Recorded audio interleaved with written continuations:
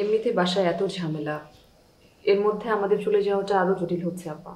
দেখ রোজি, নিজের ভালো পাগলেও বুঝে। তুই যদি না বুঝিস তাহলে তো খুব মুশকিল। ওরা কবে যাচ্ছে? সামনের শুক্রবার। শেষ পর্যন্ত ওরা আলাদা হলোই। সাহস হারানো চলবে না। একবার সাহস হারিয়ে যাওয়া মানে তুই হেরে গেলি।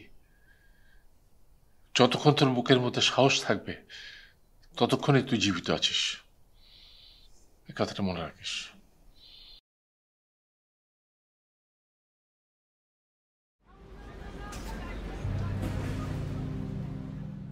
রোজি বলল তোমরা ফাইনালি ডিসাইড করেছো চট্টগ্রাম যাওয়ার ব্যাপারে। হ্যাঁ, বাসায় জানাতে খুব হেজিটেট করছিলাম। খুবই স্বাভাবিক। গ্রাম দেশে এটাকে কি বলে জানো? জুদা হওয়া, মানে পৃথক হওয়া। যখন কোনো সংসার থেকে বাপ ছেলে আলাদা হয়ে যায় তখন সারা গ্রামে এটা একটা খবর হয়, টক অফ দ্য ভিলেজ। বুঝেছো? মা বাবা খুব আপসেট হয়েছে। সেটাও খুব স্বাভাবিক। বাবা মা তো সারা জীবন সন্তানকে কাছে পেতে চান, আগলে রাখতে চান। এটার মধ্যে যেমন স্নেহ, ভালোবাসা, পুত্রবাৎসল্য আছে, তেমনি ইকোনমিক ডিপেন্ডেন্সিও আছে। এখন পর্যন্ত আমাদের ফ্যামিলি বন্ডেজটা খুব ভালো ছিল। ছিল বলছো কেন? এখন আর থাকবে না। দুঃখ করো না অপু। কার্ল মার্কসের ভাষায় each and every relation in this world is economy. বাবা মা, ভাই বোন, স্বামী স্ত্রী, পুত্র কন্যা কেউ এর বাইরে নয়। আমরা বোধহয় এখনো অত আধুনিক হইনি, আমাদের চিন্তাধারা অন্যরকম। না অপু, ইউ আর রং। এই বিশ্বের সব মানুষই জ্ঞাতস্বরে বা অজ্ঞাতে বিশ্ব দর্শনের মধ্যেই ঘুরছি। প্রতিদিন একটু একটু করে বদলে যাচ্ছি।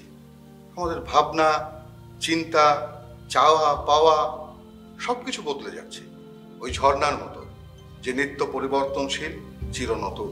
ওই যে বলে না, you can't step in the same stream twice. ঠিকই বলেছেন গুলা ভাই, আমরা বদলে যাচ্ছি, ভীষণভাবেই বদলে যাচ্ছি। বদলাতে বদলাতে এতটাই বদলে যাচ্ছি যে আমরা হয়তো আমাদের নিজেদেরকেই চিনতে পারবো না। আমারই অবয়ব, আমারই প্রতিবিম্ব মনে হবে অন্য এক সত্তা, অন্য এক মানুষ, যাকে চিনতে পারবো না আমি, বা চিনতে পারছি না আমি।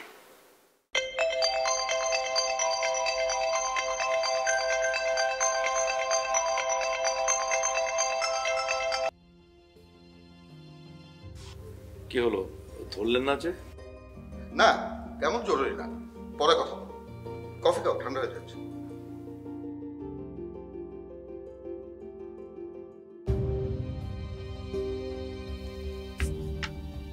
এই ঠিকানায় পৌঁছালে হবে, ওরা তো দেখভাল করবে।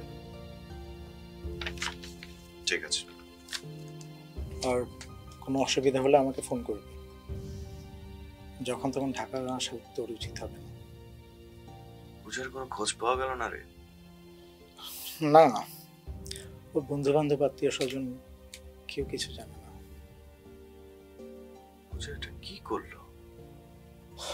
জানি না রে, মানুষ বড় বিচিত্র প্রাণী, তার সম্পর্কে নিশ্চিত করে কিছু বলা যায় না। এই তোর বাসের সময় যাচ্ছে, চল।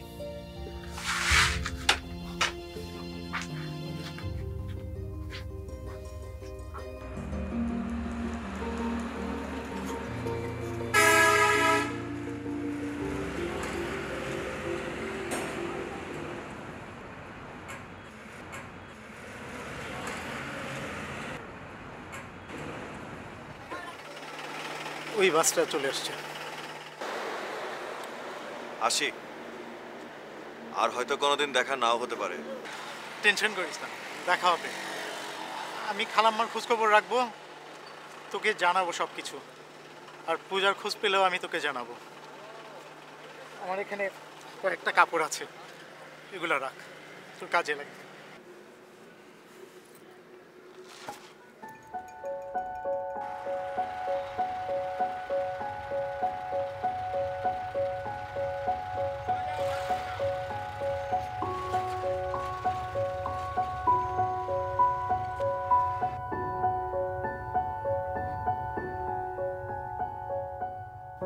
পরীক্ষাটা দাও, আর পরীক্ষার পরে একটা চাকরি বাকরি দেখো, এর ফাঁকে বিসিএসটা দিয়ে দাও। জীবন তো আর এভাবে চলবে না দীপু, বাড়িতে বিয়ের কথাবার্তা হচ্ছে। ভালো পাত্র পেলে বিয়ে করে ফেলো, আমার আশায় থেকে ঠকো না। আমি তো ঠকতেই চাই। এই সত্যিটা ভালো লেগেছে।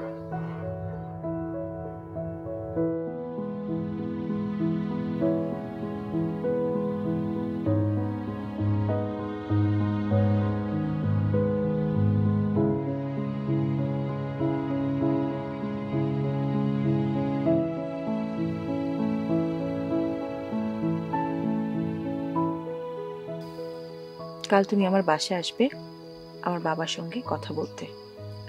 আমি আজই বাবার সঙ্গে সব আলাপ করে রাখবো। আমি তোমার বাবার সাথে কি কি কথা বলবো? কি কথা বলবো মানে বিয়ের কথা বলবে। আমি বলবো? কেন, তুমি আমাকে বিয়ে করতে চাও না? চেয়েছিলাম। তো এখন চাও না?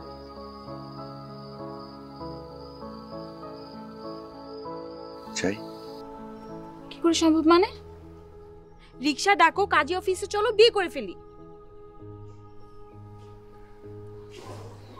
পূজা, তোমার বাবা তোমাকে অনেক ভালোবাসে। এতই যদি ভালোবাসেন তাহলে আমার ইচ্ছার মূল্য দিতেন। ব্যাপারগুলো এরকম সরল না পূজা। সব বাবাই চাইবেন তার সন্তানের মঙ্গল, আর আমি তো আসলেই তোমার যোগ্য না। মানে কি? মানে হচ্ছে আমার তো আসলেই তোমাকে বিয়ে করার কোনো যোগ্যতা নেই, আর সেরকম অবস্থাও নেই। আমার খুব বেশি কিছু লাগবে না, একটা ছোট ঘর আর দুবেলা দুটো ভাত হলেই চলবে।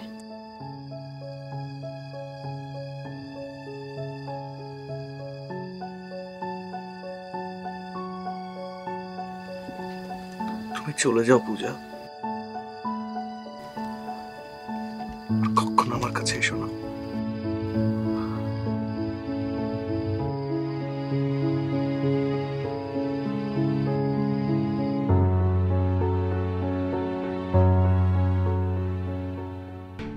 দীপু, আমরা সারা জীবন বন্ধু হয়ে থাকবো, কখনো কেউ কারো শত্রু হব না, ওকে?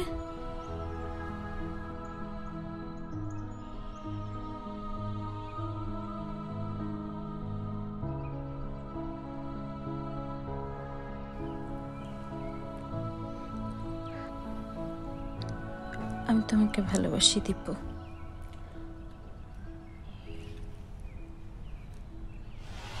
আমি তোমাকে ভালোবাসি না।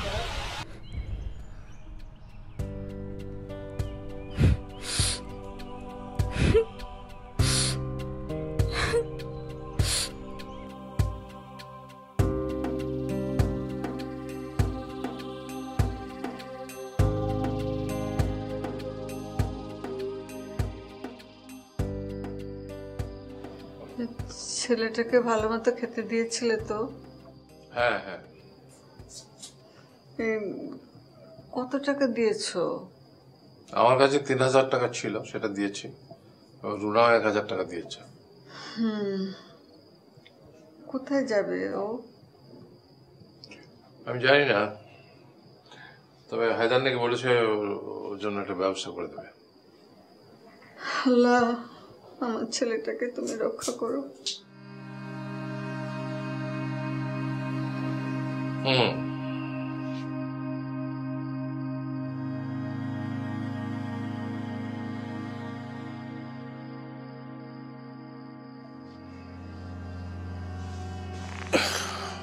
নাজমা কি বললো?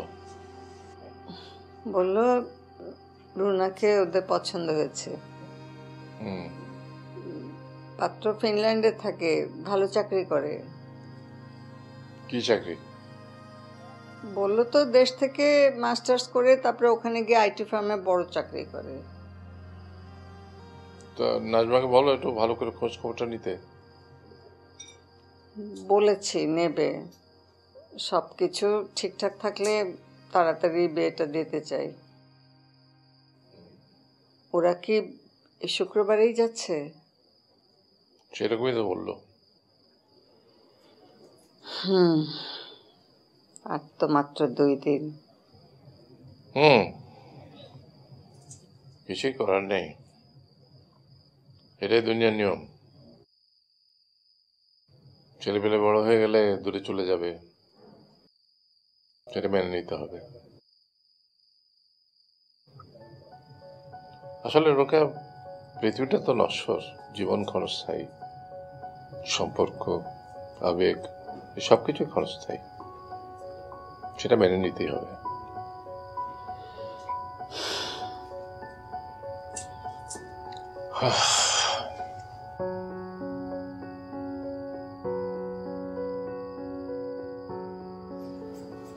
অপু, তুমি এরকম না বসে থেকে যা যা আছে কাপড় চোপড় সব গুছিয়ে নাও না, দেখা যাবে 11th আওয়ারে তাড়াহুড়া শুরু করছো। আমার তো আর অত কাপড় নেই, তেমন কিছু হবে না। কাপড় নেই বললেই হবে? কমও তো না, অনেক আছে। আর কাপড় চোপড় ছাড়াও যেসব তোমার পছন্দের পেন্টিং আছে আর যা যা আছে আমাকে বলো, আমি সব প্যাক করে নেব। এইগুলো নিলে তো দেয়ালটা খালি হয়ে যাবে। অপু, এই পেন্টিংগুলি তোমার অনেক পছন্দের ছিল আর অনেক দাম দিয়ে কিনেছিলে। রোজি, এবারে কোনো কিছু আমরা নিব না। ওই বাংলোটা ফার্নিশড, আমাদের কিছু লাগবে না। জি বাবা। কি করছিস? না, তেমন কিছু না। ও, গোছাচ্ছ? ভালো করে গুছিয়ে নাও, দরকারি জিনিস সবাই ফেলে যেও না। আর এ বাড়িতে যা কিছু সব আছে, ফার্নিচার, টেলিভিশন, ফ্রিজ, এগুলোকে নেওয়ার ব্যবস্থা কর। বাবা, আমাদের এসব কিছু লাগবে না। বাংলোটা প্রি ফার্নিশড, এ বাড়ি থেকে আমরা কিছু নিব না। ও, একটু আসবে, একটু কথা ছিল। হ্যাঁ, আসছি। আয়।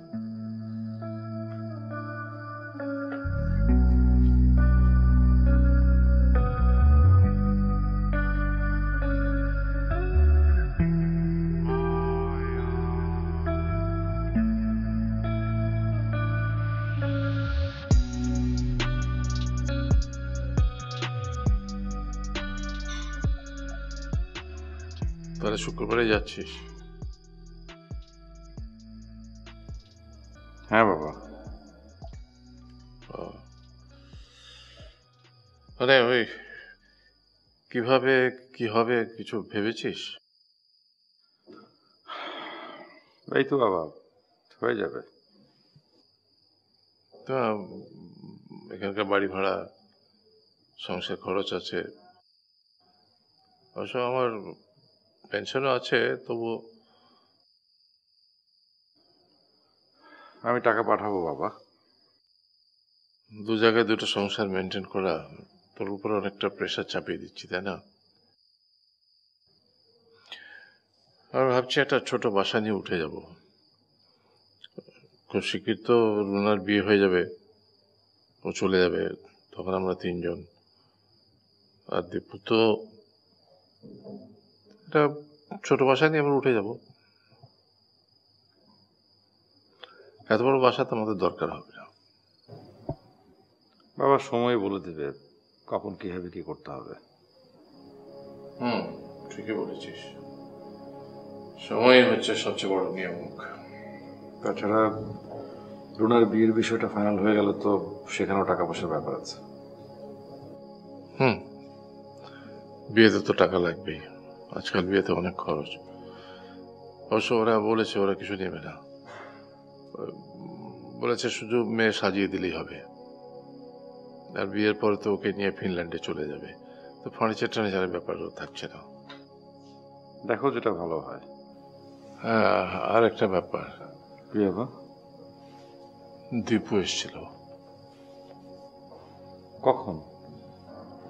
তোরা তখন বাইরে ছিলি, ও খেয়েই চলে গেছে। মানে আমি যা বলছিলাম, ওই ব্যারিস্টার মারুফের সাথে একটু কথা বলা দরকার।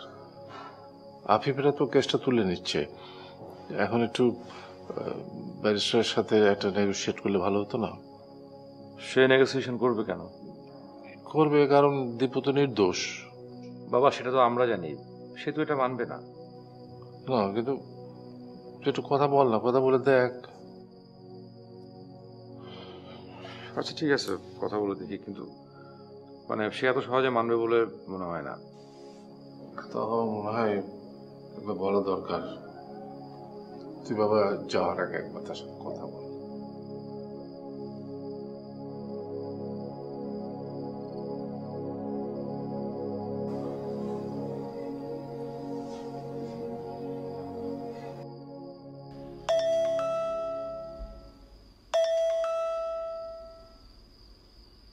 হ্যালো, কেমন আছেন এখন?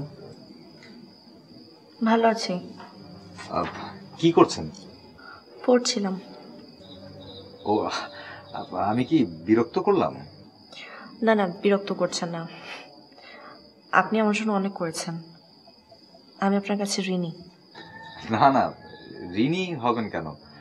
আমি তো শুধু আমার দায়িত্ব পালন করেছি। আমার কিন্তু তা মনে হয় না।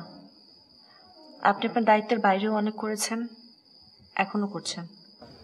আর কোনো অসুবিধা তো ফিল করছেন না? না, আমি ভালো আছি, সম্পূর্ণ সুস্থ আছি। ও আচ্ছা, কাল কি একটু দেখা করতে পারবেন? না, কালকে বের হতে পারবো না, বাসায় একটু ঝামেলা চলছে। ঝামেলা? না, ওই আমার বড় ভাইয়ের চিটাগাংয়ে পোস্টিং হয়েছে, তো ওরা শুক্রবার চলে যাবে। ও আচ্ছা আচ্ছা, আমি রাখছি। হ্যাঁ, জি, ভালো থাকবেন।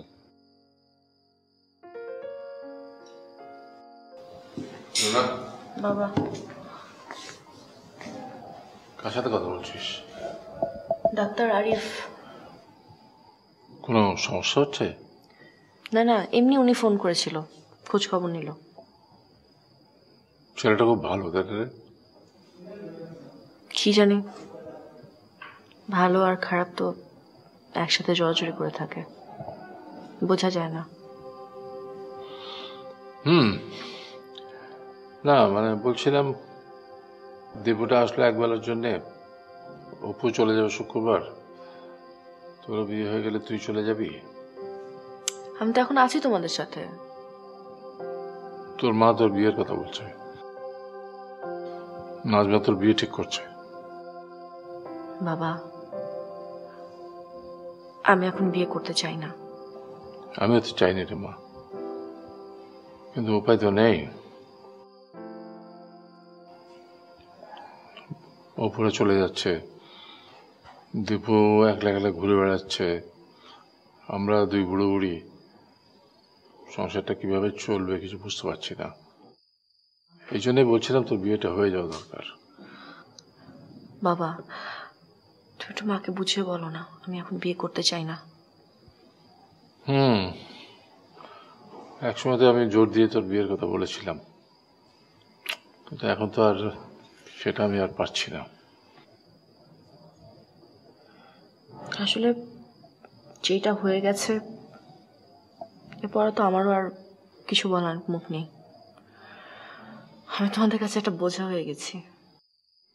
না না না, তুই এরকম কেন ভাবছিস কেন? তোর মা যেটা করছে সেটা তোর মঙ্গলের জন্য করছে। মেয়ের আসলে সবসময় বোঝা বাবা, বাবার বাড়িতে বোঝা, স্বামীর বাড়িতে বোঝা, সন্তানের বাড়িতে বোঝা। আমিও তোমাদের কাছে একটা বোঝা। না, এটা কখনোই না।